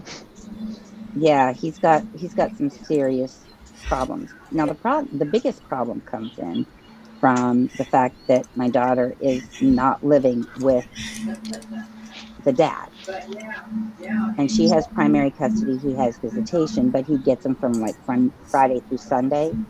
And during that time, he's not at his dad's; he's at his grandma's on the dad's side, Hmm. and they let him do whatever he wants. He doesn't get Yeah, in trouble for things. inconsistency. See? And that's what I told my Inconsistencies. daughter. Yeah, that's what I Hmm. told my daughter. I said, it's the inconsistencies. And until you can either get them on board or get it to where he only gets a certain type of visitation or whatever, you're going to have troubles. The other thing you need to do is you need to get him into therapy, because that will help as well. But he's so Hmm. young, and he doesn't understand that there's a difference between the two, and that sometimes what the others allow him to do doesn't mean it's right to do at mommy's, because Yeah. he's so See, I must have young. been acting like a toddler. But it's like a. It is that way, and also he probably has emotional regulation problems as well. And when they're that age, any attention's good attention, whether it's it's attention. So and I'm just talking like at school, that's what he'd be doing, or at daycare and all that sort of stuff. Because Angel used to. She got suspended like 4 times in year 1 because she kicked a principal in the head once and climbed a tree Oh, that was out of bounds. Well, he tried to get it down. She was like, "No," kicked him in the head. So, yeah. So it wasn't until I started to get her interventions that her behaviour sort of changed. Mm. Um, but it was also we had the same sort of thing, except for they had lived with their dad and then come to me, and so I had to get all that behaviour that he had allowed and sort of instilled into them. It took many many years to undo it, and some of it's still mm-hmm. there. So because like my daughter, she'll whack. No, no, my daughter will whack herself in the head. That's what her dad used to do whenever. My son does that. Yeah, it's a If he thinks he's frustration done thing. something wrong. So does my other grandson, Cheaton, my oldest grandson. He'll do that. He'll get in trouble, and he'll start hitting himself in the head like that. And his mom always tells him to stop it. So, good to know. Something Hmm. to share with my Wow. daughter. Thank you so much. That's all right. I don't know Thank you. how. I think she still does it. But I don't. That's one of the things I said I couldn't get out of her. It's just she does it to herself. It's like, Mm-hmm. why are you hurting yourself? It's okay. Stop it. And I just, in the end, I just had to let it go because the more I made Yeah. it, more I brought it to attention, the more she'd do it. Mm. So, but it's really hard being a parent of neurodivergent, especially if you're Yeah. neurodivergent yourself. So Yeah. and the world is not meant, it's not built for the neurodivergent. They're out there Mm. saying, oh, they're doing so much for us. They're really not. It's all a bit Mm. of a Mm-hmm. show. Yeah. Mm. Uh, so, and I also, I'm sick of people, like I said to one of the nurses, because actually she was a really nice one because she's got a son with autism as well. That's why she was the one who wrote down the times for me on the board. I said, the early you start interventions, the better it is for children, because you don't want them to get to my age, and then because Mm-hmm.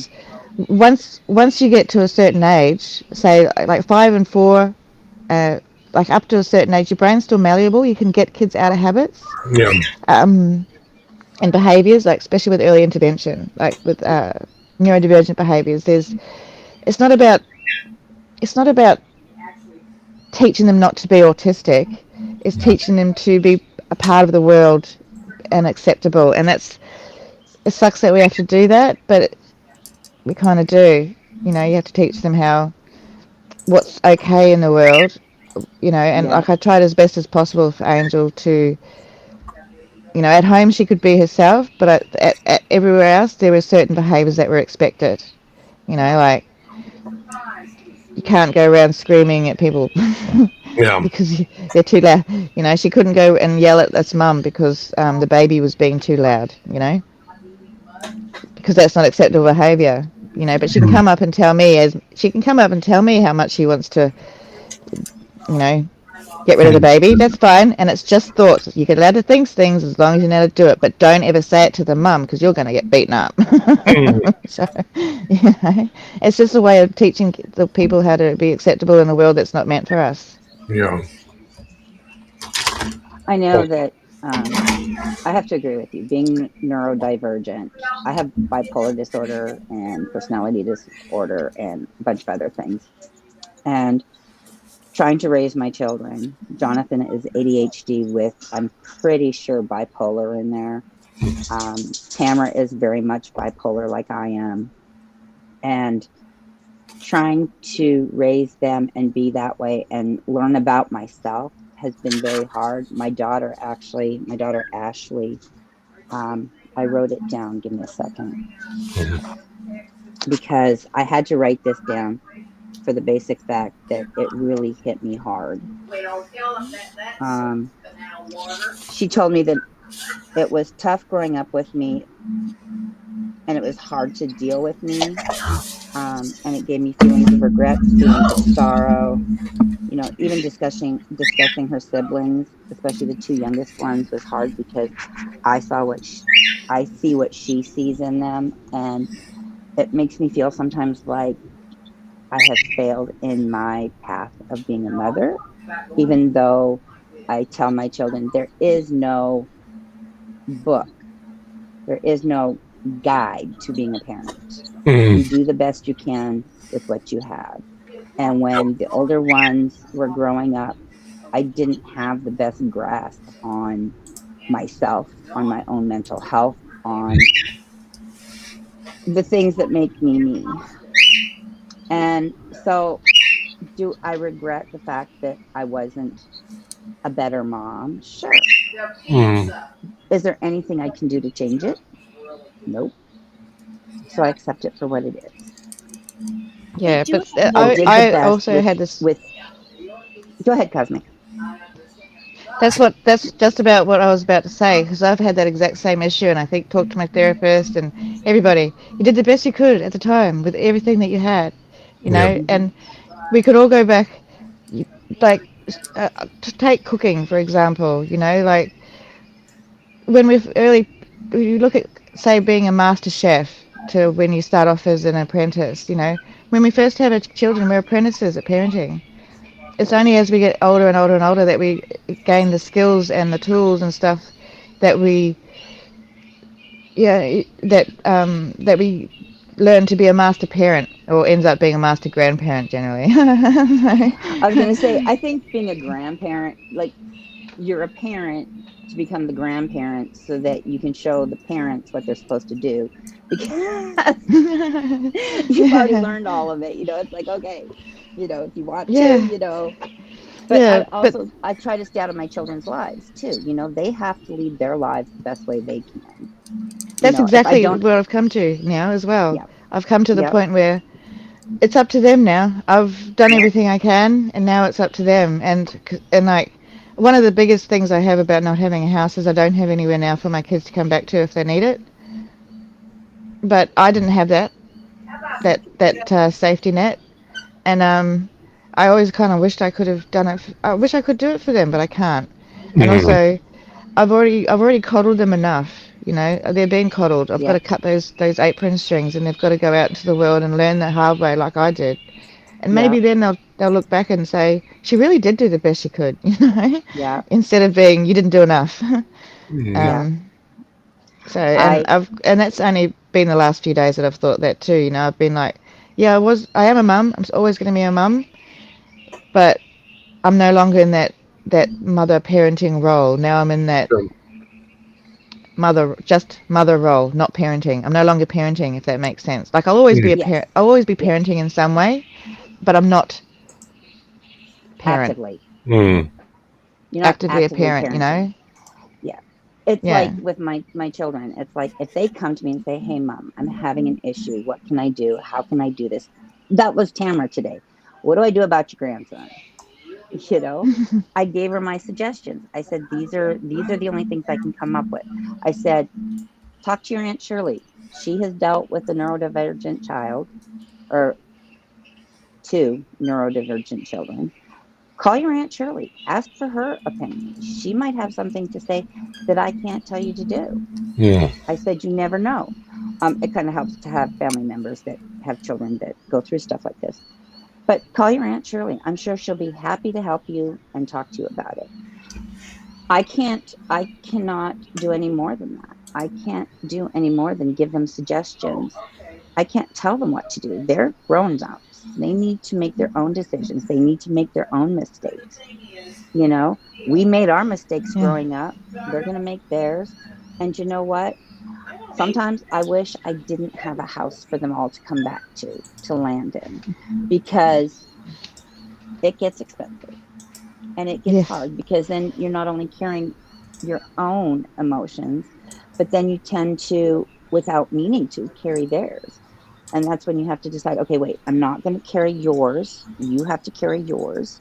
And by not having a place for them to land, I think it makes them realize that they have to take care of themselves. They have to figure it out for themselves. They have to realize that everything's not hunky dory. You know, this is going to be the hardest thing for us to do with the youngest, because he's the one that, as you say, has been coddled the most. And there's some hard lessons coming up, and it scares me half to death. But you know what? It's going to be what it's going to be. He's going to be who he's going to be, and life continues. Yeah. And it's hard to let go. I'm not going to lie. It's hard to let go. It's hard to say, you know, you each have to live. It's like my 2 daughters, Ashley and Tamara. They don't get along right now. Ashley blocked her sister on her phone. Literally blocked her sister because she's so mad at her I blocked my sister. And not the one that's evicted me. That's funny. Yeah. No, she did. She's so mad at her sister right now for putting her in a situation that she doesn't think is right for her to have done. But you know what? That's between them. And I tell them that every time. You know what? When I come to Highland, I'll see both of you. I don't want to hear anything about the other one. It has nothing to do with me. It's between the 2 of you. So you have to figure it out. You know? Yeah. Well, see, my kids hate each other as well. And and I'm just like, I'm staying out of it. I can't pick sides. You know, exactly. What do you want me to do? Choose one? You know, you're both wrong. Here, there you go. I like that. I'm going to use that's that. my side. Thank you. I'm going to use that. You're both wrong. Yeah. Deal with it. Because I used to get my kids coming up to me. I've had it for years, and they'd be like, Angel did this, Jaden did that. And they'd both be coming at me. I'd be like, you're both wrong. Both of you go to your rooms. I don't care what happened. And I mean, even as them as adults, you can say that. You're both wrong. Well, go deal with your whatever right now until you can accept your sister for who she is. You know? Yeah. And that's the thing, just accepting one another for who they are. And that's the problem with the world today. And I had thought about this while you were talking earlier. And you know what? I have to accept my family for who they are, and then I'm never going to get what I want or need of them. And so I've come to that acceptance now. So I've got to stop trying to get it from them. And that's, you know, you can't get blood out of a stone unless it's bloodstone. It just looks like blood. It's not real blood. But yeah, it's, I have to stop. That's acceptance. That's part of the acceptance therapy. Yeah. So acceptance is hard. Accepting the fact that there's things we can't control. Accepting the fact that we live in a society that we would like to see change for the better, but having no control over it except for what we do ourselves. And as long as we're portraying that love, we're portraying that acceptance of everybody for who they are, how they are. I mean, now don't get me wrong, there's certain people out there that I will never accept, because to me that is just nope, not going to accept that. But in general, everybody has to be who they are, Mhm. to be true to themselves. And by accepting them for who they are, then we don't take on all their negativity. We don't take on all their emotional garbage. We can just say, okay, I accept you for you, but you keep your stuff there while I keep my stuff here, and we'll be good to go. So at least that's my Yeah. view on it. Does anyone else, like, you go, sorry? Does neurodivergence run in families? Is it hereditary? Yes, or it can do. Yes. Okay. Yeah. But I'm autistic. My daughter has got the same level of autism I do. Mhm. My son, he's not quite as he's not. I wouldn't say he's on the same level as far as he's learned to adapt his emotions generally. Like he's he's better at it than we are. But that might be also environmentally kind of had to be, sort of thing. Like he was my rock, and that's one thing I kind of wish I hadn't done. I wish I hadn't lent on him so much. Wish I just let him be a kid instead of being. But in that, by that same token, by the time I got him back, he was what, 8. He was 8 when I got him back. He'd already been through far too much. So he was older, like more mature in his thinking, even at that age. But he should never have been. It shouldn't have been that way, but it is. It is that way, and so I can't, like Tony said, I can't go back and change it. So I just have to wait until he comes to me and says, "Mum, I wish you hadn't done that," and I'll be like, "I'm sorry. I'm really sorry. I wish I hadn't done it either. But I did the best I could." Right. No, I won't say but. I'll say, "I'm sorry. I did the best I could." There you go. Because Best way to phrase that. yeah, I have to go, guys. I have to deliver dinner to Dustin, and then I am getting my phone switched from my iPhone to my new Android, Mm. my Galaxy. So I will talk to you all later. I will see you Monday. Yes, yes, Monday. All right. Y'all have a great day. I Cosmic, it's so wonderful to see you. Mm. You too, Rebecca. Ben, great as always. Love you. Love you too. love yous. Well, Yeah, I and have to thank go you. too. And I should too. I was just thinking, but Cosmic, one of the things you said I never thought of before, because I'm neurodivergent, but I'm not like way off the charts.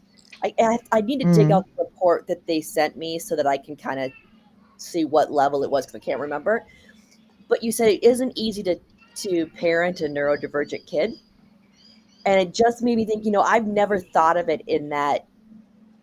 I mean, my mom was horrible in so many ways, but Yeah, she didn't know what to do with neurodivergent, and we were before there was internet. I mean, before they Yeah. knew what ADHD was in women, Yeah. and it just made yeah. me think. So thank you. So I got some stuff more That's, to process. Like I needed oh, more. don't get me wrong. It's hard to parent a neurodivergent child, but it's Mhm. harder to be neurodivergent. I think it's harder to be neurodivergent because you're going through a world, and like if your parent's not neurodivergent, then they're not going to understand you. Yeah. I think my You know. dad probably for sure is. I don't know that. I mean, I guess I don't know 100% because he hasn't been tested, but I suspect my dad is neurodivergent. So I could have gotten it Yeah. from my dad, and Yeah. I don't know if my siblings got anything. They seem to be fine, other than I don't know. I don't know. Yeah. It's They crazy. You just don't default. know where things come from. Yeah. In the end, it doesn't really matter where it came from. It's there now. That's true. So, That's yeah. true. Nothing's going to take it away. Yes, yes. So I have to go because they didn't discharge me properly yesterday. They didn't give me back my medications that I went in with. Oh. Um, Oh God. yes, and I was so upset I left my switch and all my cables in the little lock thing. So I Yeah. have to go back. Hold. I don't know if I should be really annoyed at them still, or because I said I'll sit in the car and do the finger at them. But I don't actually feel that way. It's just like I feel like I should still continue on being, you know, mad, but I'm not really mad now. So Mm. You don't know what it kind is of what it character to is. be. Sure. Yeah, I don't know what mask to put on. Do I go back to do I go back do I put my autism mask on? Because that's not a mask. But I don't feel yeah, it's just so weird. I'm going through the world wondering whether everything I've ever done is an act. Like, you know, is this who I really am? Like yesterday I went out to the car. I'm like, look at me doing something normal. I'm going out to the car and I'm putting my stuff out there, and then I was like, I'm like, look at me being normal. I'm doing normal things. Normal, normal, normal, normal, normal, normal. And I'm just like, why am I acting normal? Why am I play acting human? It was just really strange. But yeah, but no, it's cool. I love you guys, and I'll see you Monday. And Carol, if you're watching, hopefully you're asleep. Um, love Mm. you, and take care of you. Yeah. So, Good night, all right. Kathy. Love. Or good morning, actually. It's because it's morning there. Yes. Well, at least I know where the birds were coming from. I was trying to figure out who was making the birds, but would have been her. Yep. I mean, Yeah, this 'cause guy's I've actually got this. behaving. I was gonna say I heard the birds this morning just a little bit, but yeah, it was pouring rain, and then of course the trees are very windy too. Yeah. So, well, I'm gonna go too because I need to Sure. eat something.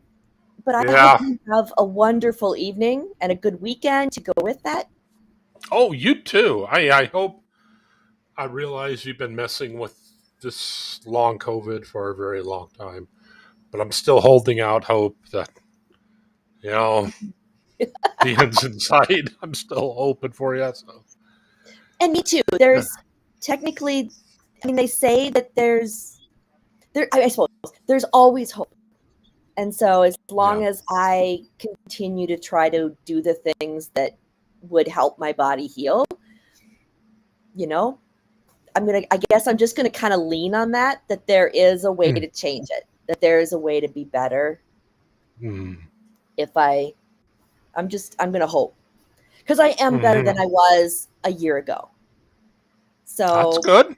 it's Yeah. just maybe it's just like really, really slow. Yeah. I kind of do understand a little bit. I mean, completely different conditions I get, but I also had I don't know what's the term you want to call it, an expectation that was turned out not to be realistic about the condition I have. I was thinking, oh yeah, what's it going to be 4 months maybe? No, we had to schedule an MRI next year. And it's like I hope by then I can lose weight. I mean, I think I'm getting better, but yeah, you never know. But yeah, the short of it is, yeah, I do hear you. Long term medical conditions suck. Yes. This Yeah, getting old thing sucks. yeah, it does. I'm going to formally protest it. Yeah, I I think need to join Spanx. that protest. Yeah, I think Spanx should get my age just because. I think I'll give him like 20 years, and I could be made of rubber again, skinny and good looking, and go out and yeah. Do all the Youth, things. youth really is wasted on the young. I swear. Mm-hmm. By the Yep. time you know what to do with it, you can't do it anymore. Yep. So true. Well, I suppose we have more wisdom, so we would be able to come up with maybe more ways to do some of those things. Maybe, like you find what's the word? You find an alternative way to do the exact same thing because maybe we're a little smarter now. I can hope. I question that statement, but I should be smarter, but I don't know. You did hear me say I hope, right? Oh. Well, I still admire your plasticity, your mental plasticity for taking on computers because I notice I'm getting more and more crotchety, and I don't want to set the stupid thing. It'd bite me, And I wish the computers had a stop helping me button. Like anytime you get a stupid, we've downloaded this, we're doing this. Stop helping me. I'll do it my freaking self. You piece of crap. Well, just FYI, they're downloading it because the issues with hacking and um, the vulnerabilities to a computer are so prevalent now that there's and Microsoft and Apple both put out updates every single week on Friday. So there's updates. I mean, it's not our imagination that it's more stuff going through and happening. It's because more stuff is out there. Yeah. And every time that they find, a vulnerability or somebody does something and you're trying to patch it, and they do it automatically, because if they don't, people wouldn't necessarily update their machines and there'd be more vulnerabilities and it would be much worse. So I'm just, as the IT tech, that's the IT tech telling you. Though, if you ever have issues with IT stuff, I mean, I'm just a standard desktop support. So I know a little bit about a lot of different things. But yeah, I'm always happy to help. So let me know. Well, yeah, in IT, I'm in GIS, so we're typically data whores. I mean, we terabytes and terabytes with LiDAR data. And IT tends to hate us, but that we're a bunch of whiny bitches. But I accept that. I'm okay with that. That's good. Accept yourself. Love yourself. Be a whiny bitch. Yeah, why not?